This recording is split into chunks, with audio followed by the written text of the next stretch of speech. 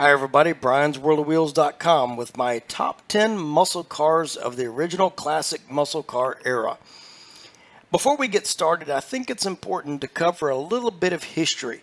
For those that may not know, in the 60s, NASCAR and drag racing was professional racing that was done with actual stock cars, which is why they called it stock car racing. In other words, if a person wanted to be in NASCAR, they did not build this tube frame with a plastic body and a million safety features. No, they literally went down to the dealership of their choice, Ford, Chevy, Dodge, Plymouth, whatever, filled out a form, plunked down the cash, and bought the car from the dealership, and that's what they raced. So a lot of the car's features and functions you'll see were made basically just for racing, because at that time, in order to qualify for racing, there were several things that had to happen. Number one, the car had to have a 5-year, 50,000-mile warranty from the factory. And number two, at least 50 of those cars had to be produced. And number three, they had to be offered to the public. And that prevented dealerships from saying, well, I'm going to make 5 of these amazing cars that are ridiculously fast, and we're going to call those production. That didn't work. They had to make 50 of them, and you had to be able to buy them yourself. So although these are race cars with a license plate, some individuals would just go down and fill out the form and buy these cars because they wanted to have the fastest car on the street. They wanted to have the baddest car in town. So when you're looking at some of these cars, you may say, who on earth would drive that to work every day? Well, some people bought them for that, and some people bought them just for weekend cars, but a lot of them were made for NASCAR racing, which is why a lot of these cars are extremely rare today and very hard to find because they got raced to death. So without further ado, let's look at that top 10 list. Also, as a side note, the way I've ordered these cars is by their factory horsepower rating. Now, at that time, since they were making these cars for professional racing, sometimes the numbers they gave were a little bit, shall we say, manipulated, because they did not want to give away those numbers to the competition. They didn't want the competition to know how much horsepower they had and how much torque they had. So they would put in here some conservative numbers. So that's how this list is ordered, is by factory rating of horsepower. Number 10, the 68 Shelby Mustang GT500 KR. This is one of those cars that was made specifically for NASCAR racing. This came with a 429 cubic inch big block, factory 12.5 to 1 compression, racing pistons, a Holley 735 CFM carburetor, and a very aggressive cam. This was made for nothing but NASCAR racing. Laughably, they rated this at 335 horsepower and 440 torque. Reality was the numbers were well over that. Horsepower was way over 400, but again, they were being conservative to keep the competition from knowing what they were up to. By the way, this car got 9 miles per gallon on the streets. Number 9, the 1970 Buick GSX Stage 1. This car was a 455 cubic inch big block. Aggressive cam, high compression heads. They gave it a specially tuned 4-barrel quadrajet carburetor, aggressive ignition timing, mated it with an M22 Rock Crusher 4-speed transmission, and they laughably rated this one at 360 horsepower and 510 torque. Again, a massive 455 with an aggressive cam putting out 360 horsepower. No way, guys. Buick, we're not believing you. Now, the interesting thing about the GSX Stage 1, as I was mentioning, you could order all these options from the dealership and whatnot and from the factory.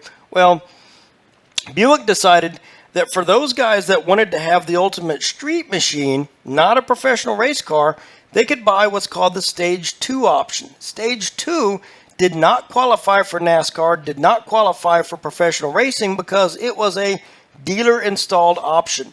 So if you bought the GSX Stage 1 and you checked off the box for Stage 2, in the trunk, when it arrived at the dealership, would be a box of additional parts. That box of parts included higher compression pistons, an Edelbrock aluminum intake, a Holley carburetor, a ridiculously radical cam, and some additional new push rods, and that pushed the horsepower even further. But then again, it was not available for NASCAR, It had a special VIN number on it so that they could not put it in NASCAR, could not put it in professional racing, but for the guy that wanted the ultimate street rod, that gave them a very aggressive car right from the factory. But since that was a dealer installed option, the Stage 2 did not qualify. That car got 8 miles per gallon. Number 8, the 1969 Pontiac GTO Judge. Pontiac also wanted to get in the races in 1969, and they found that their GTOs just weren't competing. So they came up with a new package, the Race Ready Judge. With a Ram Air 4 option, you could get the 400 cubic inch big block, 10.75 to 1 compression, freer flowing heads, an aluminum intake, an aggressive cam, recalibrated ignition, limited slip rear end, and a 4-speed close ratio manual transmission. This car had a rating of only 370 horsepower and 445 torque. But again, we know that that was not accurate. On the streets, it got 10 miles per gallon. Number 7, the 1970 Ford Boss 429 Mustang. By 1970, the Shelby Mustang era was coming to a close, and Ford needed a way to compete at the NASCAR level. So they took a lot of the ideas they had from our number 10 car, the 68 Mustang GT500 KR Shelby, and integrated it into their new Boss series Mustangs. The Boss 429 had, as you'd imagine, a 429 cubic inch big block, a Holley 735 4-barrel, came with a Ram Air hood scoop, aluminum high-rise intake. It came with headers instead of exhaust manifolds, had a built-in oil cooler, and since they had some configuration issues, they mounted the battery in the trunk. This car had a factory 4-speed manual. You could not get an automatic transmission. It was not an option. It even had power front disc brakes, which was pretty rare in 1970. Since it was only built to qualify for NASCAR, they did not have air conditioning as an option or a heater, so it was very sparse and very bare bones. It was just a race car with a license plate, literally. They conservatively rated this at 375 horsepower and 450 torque, and I have a bit of a hard time saying that with a straight face. Actual numbers are not 375 and 450. They're probably more like 500 and 550. On the streets, you got 9 miles per gallon. The number 6 car on our list is probably a lot less well known than some of the other ones. This is the earliest car we're going to look at. This is a 62 Pontiac Catalina Super Duty. This was a car that was made strictly for NASCAR. People did not buy these for daily drivers. It had a 421 cubic inch big block, 4-inch bore, 4-inch stroke, Mickey Thompson forged aluminum pistons, and remember guys, this is all from the factory, forged connecting rods, a cast aluminum intake, and dual Carter 4-barrels. So you had dual quads on this thing. Underrated at 405 horsepower and 425 pound-feet of torque. And on the streets, it was rated at 8 miles per gallon. Number 5, the 62 Chevrolet Bel Air 409. The Beach Boys even wrote a song about this. She's so fine, my 409.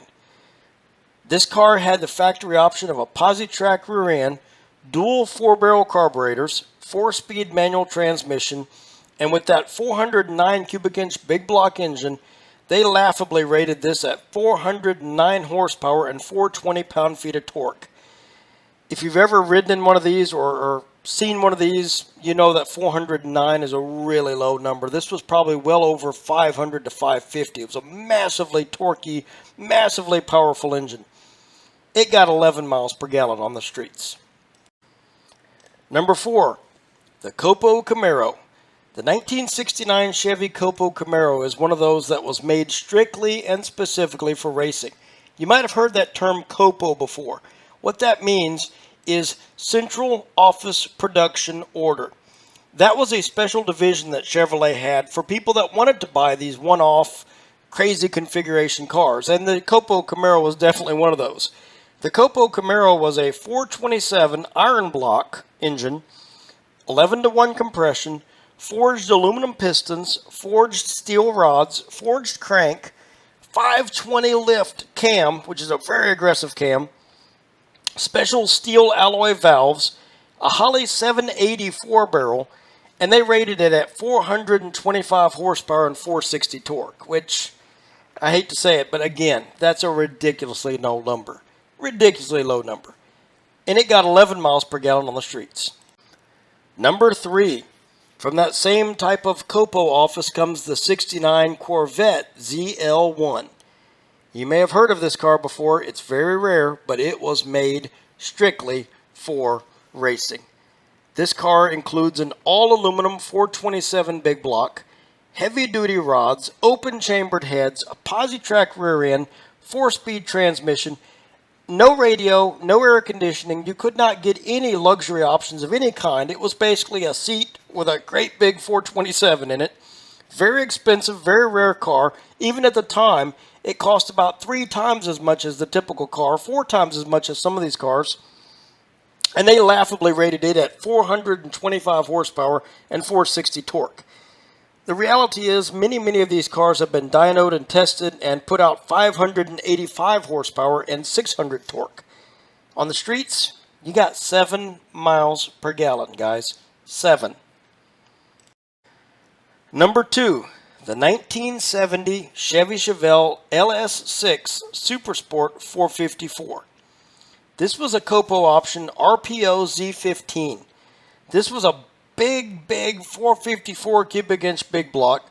It came from the factory with hydraulic lifters, forged steel crank, 11.25 to 1 compression.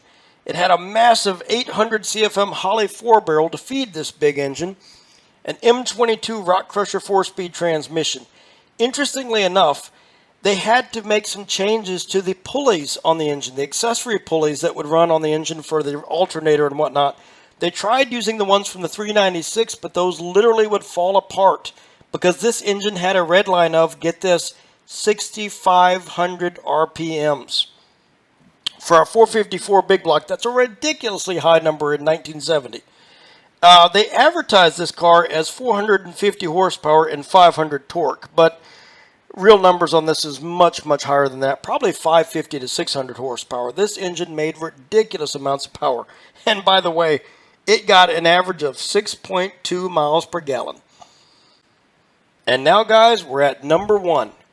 No top 10 list would be complete without the 1970 Plymouth Hemi Cuda. This had a massive 7-liter 426 Hemi engine, often referred to as the Elephant Hemi because it was such a behemoth engine. These cars were built to compete with some of the other cars we just saw, the LS6 Chevelle 454, the 69 Corvette ZL1, the COPO Camaros, the Boss Mustangs. These guys were really giving them a run for their money, so Plymouth said, well, all right, I'll tell you what we're going to do. We're going to make this massive Hemi, and we're going to build this car from the factory for racing. So we're going to put 5 leaf springs on the right, 6 on the left, so that we can do some cornering around the track, around the NASCAR tracks. We're going to make it 2 inches shorter than the Challenger, and we're going to make this into an actual race car. Now, the Hemis were notoriously hard to tune, and they were also notorious for the fact that they had so much horsepower that at the time our technology just couldn't keep up with it, and they would rip themselves apart going down the quarter-mile strip just because they had more power than our technology could even handle at the time. Of course, the new Hemis, as you know, they could make 800 horsepower and have no problem. But at that time, 1970, the technology just wasn't there yet. So this engine was truly ahead of its time. They laughably rated this car at 475 horsepower and 490 torque, which is the top rating of all the cars we've seen. But in reality, if you've ever asked somebody that's had a Hemi Cuda from that era, or if you've ever ridden in one, they're going to say 475 horsepower. Maybe if the carburetor's not tuned and it's got a dead miss on one of the cylinders, then maybe I'll make 475. But if it's actually tuned right, you're looking at 550 to 600 horsepower. Massive cars. This car on the streets got 9 miles per gallon. So that's it for our top 10 list here. Take a look at briansworldofwheels.com if you want to read more about these cars, see more pictures, and read more details about them, and about other classic cars, concept cars, and muscle cars. Let me know in the comments down below what you think. Was your favorite car represented here? Did you own a car like this at some point in time? Do you have any interesting stories to share? We'd love to hear it, either here or comment on the blog. Let us know what you think. If your favorite car didn't make it in the list, let us know which one it is. Maybe we'll do another video about your particular favorite car. Thanks for watching, guys. Bye-bye.